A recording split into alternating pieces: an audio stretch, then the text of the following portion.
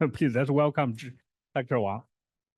I want to share with our American friends about the importance of Zhihe Wang, Dr. Zhihe Wang. For all Chinese Whiteheadians, there is a so-called Zhihe movement. So when you get to know Zhihe, and through Zhihe you get to know John Cobb, that's another moment. Okay, now let's welcome Dr. Zhihe Wang. He will talk about this Whitehead and the Second Enlightenment. Good afternoon, everyone. Yeah, I feel so honored to talk here. In this place, Professor Whitehead used to talk here, same place, right? Yeah. Here, I want to extend my deep gratitude to everyone who make this event happen, especially Professor Haipeng Guo. So we can see in China, the young leader, press leader already emerging, right? Yeah. So May and I feel very relaxed. Yeah. Today, my talk is Whitehead and the Second Enlightenment.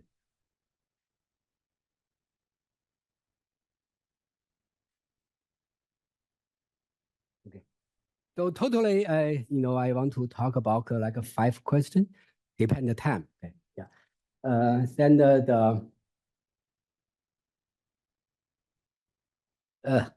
first, Whitehead as the pioneer of the Second Enlightenment. Yeah, I see.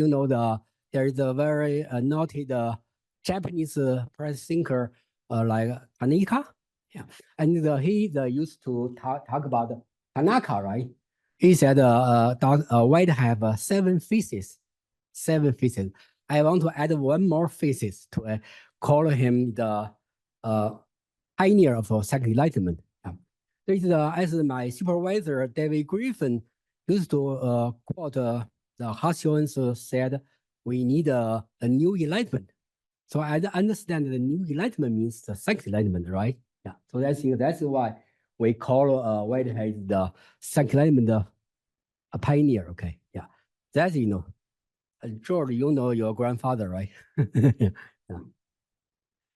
And why we call Whitehead the pioneer of the Second Enlightenment? Because we regard Whitehead as the founder of the constructive postmodernism, right? Yeah. Even I think the constructive postmodern is earlier than the French school. I think that is true, right? Also, there is a very famous Chinese scholar. His name is Lu Shuyuan. He said Whitehead and an arrow. That means and Whitehead and finish the modern civilization in terms of ideas. So that's because Whitehead really deeply reflection the problems of the modern civilization, especially the modern science, right? When everybody worships science, Whitehead has found out the problem. Yeah. So why do we need a Second Enlightenment? Yeah, some people think everything is going very well, right? We have the light, go big building, highway. Why we need a Second Enlightenment? Because there is you can see if you really facing the reality, you find there are a lot of problems. Recently, there is in China, we facing a very serious problem. There is a lot of graduate students. First, they couldn't find a job. Second, they lost the direction. They don't know what to do, right? There is a guy named Li Yang. He said, we produced 10,000 waste. Not trash, waste, yeah. So that means it's very rude to say this way, right? But on the other hand, there's really some value there, yeah. Really, there are a lot of people, they lost the sense of meaning, lost the direction, a sense of direction, yeah. So this is really have a problem, yeah. So it's the founding professor of Harvard sociology department. His name is the Sorokin, right? People probably know him, yeah. He said our civilization really in deeper crisis. Yeah, so that is really is much deeper than you can imagine. So it's the also from Horkheimer and Adorno, they mentioned the Enlightenment is sinking into the new kind of barbarism. The beginning, people think the Enlightenment is everything is good, right? Then they found it's turning into the opposite. Yeah, opposite. So it's so what is the first Enlightenment? In the West, we regard it as the 17th century, 18th century, the French. Yeah. So that is we call it the first Enlightenment. In China, we call it the New Cultural Movement, May 4th movement, back to 1919. Yeah. There, people, promoting science and democracy, really, really worship science. Even the people think if you hold the science as the truth, you can solve everything. Yeah.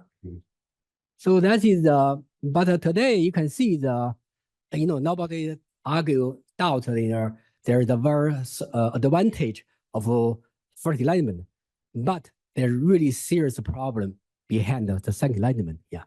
So it's in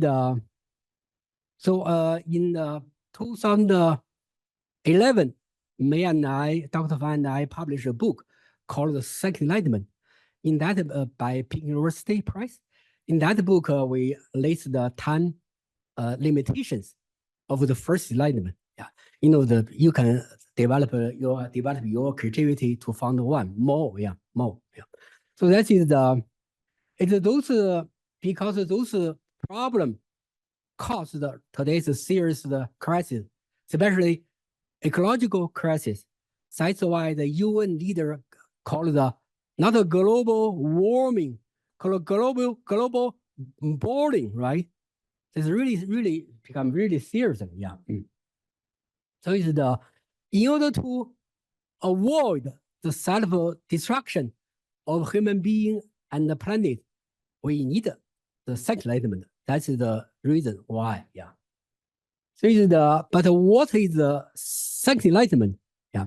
So this is what I call it kind of a postmodern Enlightenment or ecological Enlightenment. If the first Enlightenment is kind of solo by Western culture, the second Enlightenment is kind of symphony, contribute by all country, all culture, all people, including all of you. Yeah. So it's in Chinese the word enlightenment is not very good in Chinese language. We like better you like awakening, right? Yeah. That means not only we enlighten other people, we even awaken ourselves, a self-awakening. So that is the main point of this second Enlightenment. Yeah. But what's the main implications of the second Enlightenment? So in our book, we also list the 10 point. Yeah. If you think it's too much, so I want to highlight 4 points. Yeah. First, the core ideas of the second Enlightenment is ecological awareness. That means they realize that we are small universe. It's part of the big universe, right? Yeah. So everything interrelated each other. Yeah. So that is the like an organic whole. Yeah. That's the ecological awareness. The second, the core values of second Enlightenment is respect for others, not only other people, other country, also other living beings. Yeah, cat, dog, and also plant, trees, everything. Yeah. The third one is the philosophical foundation of the second Enlightenment is organic thinking.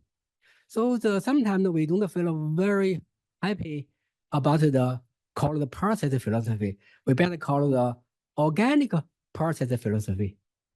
Yeah, not everything process in people. Oh, everything is a process. We call it organic process. Yeah, so that's also relationship. So that's the more comprehensive. Yeah. The fourth one is the survival. The survival principle of the second Enlightenment is the survival of the harmonious. That's this idea coined by Dr. Fan. Yeah, I think it's really, really meaningful. Consider the survival of the fittest. right? Like a social Darwinism, right? I think that's the Whiteheadian, this principle, survival principle is very, very helpful. Even I remember Dr. Cabell in Claremont organized a conference named Back to Darwin, right? Even Darwin himself emphasized the cooperation. But in modern time, we put too much emphasis on competition, fighting. I think China also copy the same logic. That's why we have the Cultural Revolution, follow the same logic. So that's the four point I want to mention. Whitehead has a great contribution to the Second Enlightenment. So it's the first Whitehead help us fundamentally reflection on the first Enlightenment or the modern civilization. And the second, Whitehead provide a philosophical or cosmological foundation for the Second Enlightenment, especially like interdependence or interconnection, or maybe in the Tich Na Han, right? Use word interbeing. But in Whitehead, we like to use a consensus, right? Also the comprehension. I think the same thing. Whitehead said massive philosophers want to explain why one being is another being. So it's everything related, So it's that's the third one. The Whitehead provides a methodox approach, especially I think I'm Chinese from Chinese way. I really appreciate the Whitehead provide a middle way, right? Like between black and white, there's a middle way. Black between the individuals and the collectivism, there's a middle way, organic community. Between the rationalism and the experimentalism, there's a middle way. Also between socialism and the capitalism, there's a middle way, right? So that's why we admire Deng Xiaoping, the person in China leader opened the door, said the socialism also can have a market. Before, I think only the capitalists have a market, right? But we also have a market, right? You can see the why. I think why, yes, when you see the Western media, always a lot of negative about China. But when you look at through Whitehead's glass, there's not something new happening in China. Because we always come from the middle way, the new way. The fourth one, Whitehead provided many valuable insight, for Second Enlightenment. Even the amendment later I will mention that even including like law, and education, there's agriculture, many aspects, so can work. And the last point is about Whitehead and the Second Enlightenment, the meaning to China. Of course, people from here, you can apply Whitehead's idea, the Second Enlightenment, if you like it, to the Western society. But we want to mention how to apply this idea, the meaning to the Chinese society. So that is I last the 9 point. So it's the first the challenge Chinese to rethink modernization.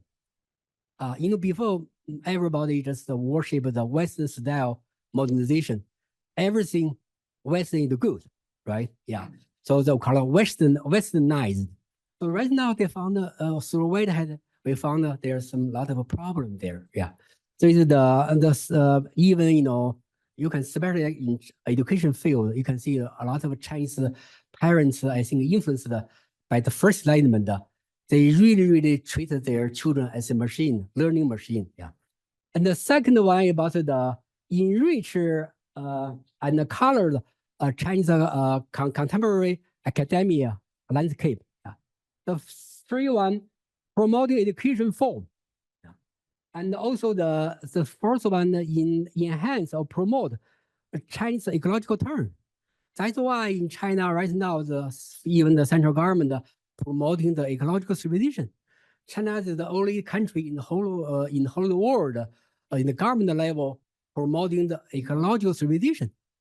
So that is even written into the party's constitution, China's constitution. That's true. If you don't believe me, you can check. True.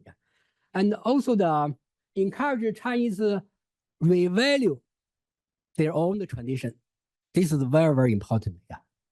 You know, because of the Cultural Revolution, because of the First Enlightenment, we regard the tradition as a trash, right? You remember this famous slogan from Chairman Mao called "Down with Confucianism." Yes, there's a lot of a problem with Confucianism, but there's some value there, right? Yeah. So that's why it's like, but the Whitehead really asks the value of the tradition, respect the tradition. That's really very important. So for today, if you go to China, you can visit a lot of even temples, or lots of people they study classics.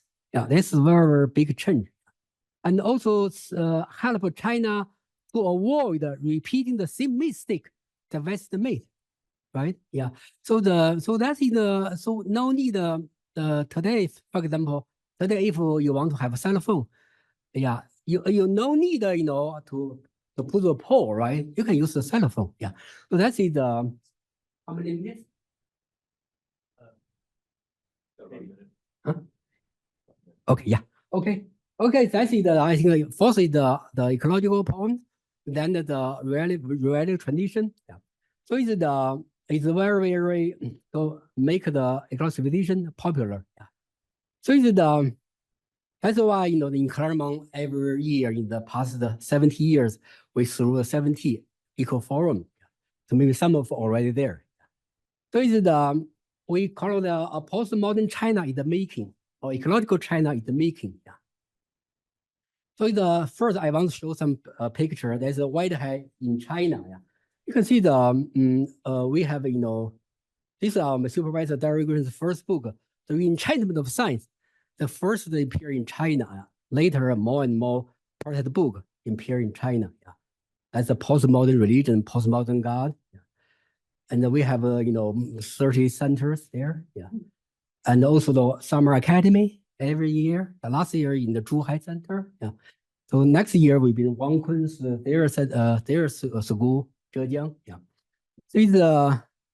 So we have here's the Russian female scholar design. This is a tree for us. Yeah. So you can see there is a tree there. There's a lot of new idea grew.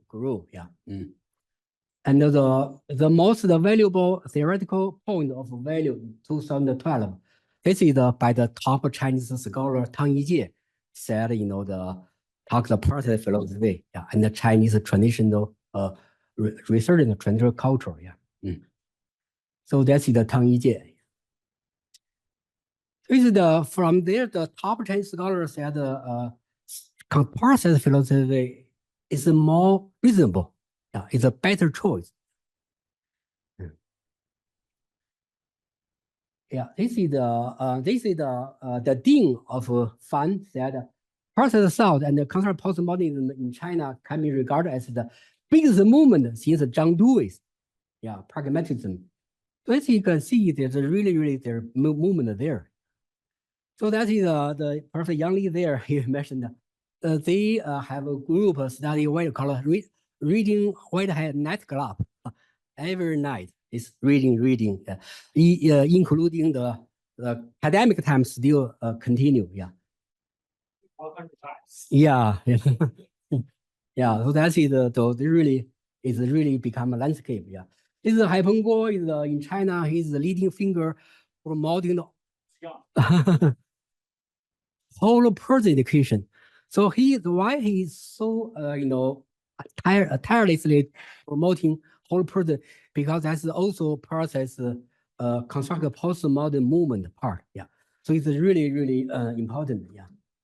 I think we also have a Whitehead kindergarten. Yeah. Yeah. So from university to kindergarten, yeah. Visit so you're welcome to visit. Ron, you've been there, time there. Yeah. And the Don Cabo there a couple times. So people gave him some certificate. Yeah. And in China, we call the carb eco seed. Let's explain why people really welcome the carb in China, because of Whitehead, right? Yeah. This is Dr. Carb, in China, you try ask him. Ask Dr. Carb, people know him, yeah, from the top government, central government level, local government level, yeah, to the also we established 2 working stations for Dr. Hub, yeah, in China. And also we have a Carb Eco Academy in the mountain. Yeah, it's 93 or 93 that year. Yeah. See, that time 94 years old. Yeah, so I always tell people become Whitehead, become ecological. You can live a long life like Dr. Cobb. 94, you can still come walking. Yeah, the government official cannot catch him. But yeah. Okay, and also right on 2 points. Right? One is the process not only blooming academic, also in the business community. Yeah, and then in the also the royal revisitation. Yeah, that's why this year we have first have our process philosophy conference in the factory in China. We want to help China business and make an ecological turn. Yeah, ecological turn. This is the John Baker. Yeah, there. It's a conference there. Yeah. And there's another business lady who set up all those table. That's our Xi, President Xi. Yeah, this is kind of ecological business people. This is also to the royal revitalization. Yeah, this is the lady, the one for South Summer Academy student. Yeah, she tried to help the villager to change their life. Yeah, so that is really you can see. He designed the whole poor village into a beautiful landscape. Yeah, as she designed. See, yeah. So this become. I hope someday you can visit in Shandong, Yimeng Mountain. Yeah. So this last one, that is give you a symbol. What it means, Enlightenment. We learn from the Japanese technology, German technology. Then we use our own creativity. We found this namely called harmony. Harmony is the train called harmony. Yeah. So that's the far faster, also low called how's it? 碳排放. Yeah, low carbon. Yeah. So my supervisor Derek Griffin with China 2012. We asked him, what's the deep impression about China? He said 2 things. One is ice cream. Second is the fast train. Yeah. Thank you.